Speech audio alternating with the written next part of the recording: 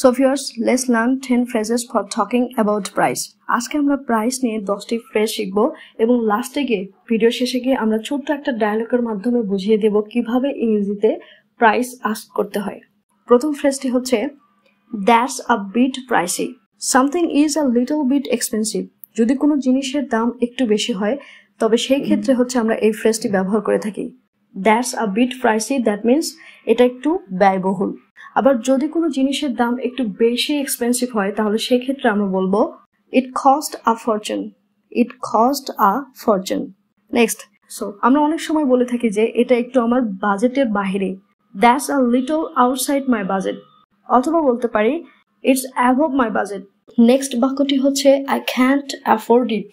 I can't afford it এর অর্থ হচ্ছে You don't have enough money to buy it. অর্থাৎ ধরো তুমি কোনো একটা জিনিস কিনতে গেছো, ওই জিনিসটার দাম 100 টাকা বাট তোমার কাছে আছে 90 টাকা।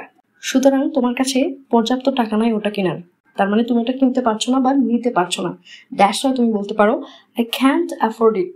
নেক্সট বাক্যটি হচ্ছে That's quite reasonable. That's quite reasonable এর অর্থ হচ্ছে দামটা ঠিকঠাক আছে, গুড প্রাইস। নেক্সট ওয়ান হচ্ছে It was a real bargain. মানে এটা ছিল সত্যিকারের অর্থে দামাদামি করে কোনো জিনিসের দাম একেবারে অল্পে আনা। দ্যাট মিনস ধরো তুমি একটা 500 টাকার শার্ট কিনতে গিয়ে দামাদামি করতে করতে সেই শার্টের দামটা 150 টাকায় এনেছো। এই যে দামাদামি করলাম, ঠিক আছে, এটাকে বলে বার্গেন। নেক্সট বাক্যটি হচ্ছে can you lower the price, অর্থাৎ আপনি কি প্রাইসটা একটু কমাতে পারবেন? Can you lower the price. তো সেই প্রেক্ষিতে সেলসম্যান বলতে পারে how much are you willing to pay. How much are you willing to pay, অর্থাৎ আপনি কত টাকা পে করতে চান।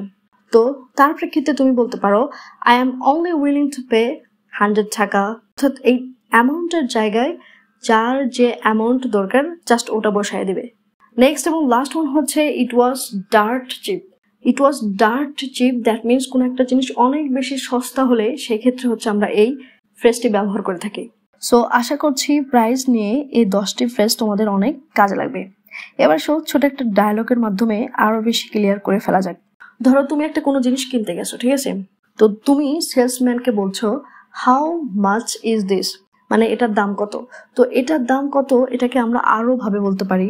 আমরা বলতে পারি হাউ মাচ ইজ ইট, অথবা বলতে পারি how much does it cost, অথবা বলতে পারি মানে কোনো একটা ড্রেস বা প্রোডাক্টকে ইন্ডিকেট করে আমরা বলতে পারি how much is this dress. তাহলে ধরো তুমি বলছো কোন একটা জিনিসকে ইন্ডিকেট করে বলছো হাউ মাচ ইজ দিস, এটার দাম কত বা মূল্য কত। তো সেলসম্যান বলছে ইটস অনলি 50 টাকা, দ্যাট মিনস এটা মাত্র 50 টাকা। তো তুমি বলছো wow that's expensive, that means জিনিসটা তোমার কাছে ব্যয়বহুল মনে হয়েছে। তো সেই প্রেক্ষিতে সেলসম্যান বলছে ওয়েল হাউ অ্যাবাউট 30 টাকা, ঠিক আছে, 30 টাকা দিলে কেমন হয়। দ্যাট মিনস সে জিনিসটা বিক্রি করতে চাচ্ছে, তার জন্য সে পুনরায় দাম বলছে। এবার তুমি বলছো no that's still too much, তাও এটা অনেক দাম, I'll give you 25 for it. আমি এটার জন্য আপনাকে 25 টাকা দিব।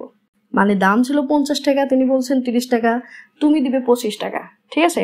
সো তারপর সে বলছে salt it's yours. Salt it's yours, that means সে ওই টাকায় বিক্রি করে দিছে, এটা তোমার। হোপসো কিভাবে দাম জিজ্ঞাসা করতে হবে সে সম্পর্কে তোমাদের ক্লিয়ার ধারণা হয়েছে। That's it.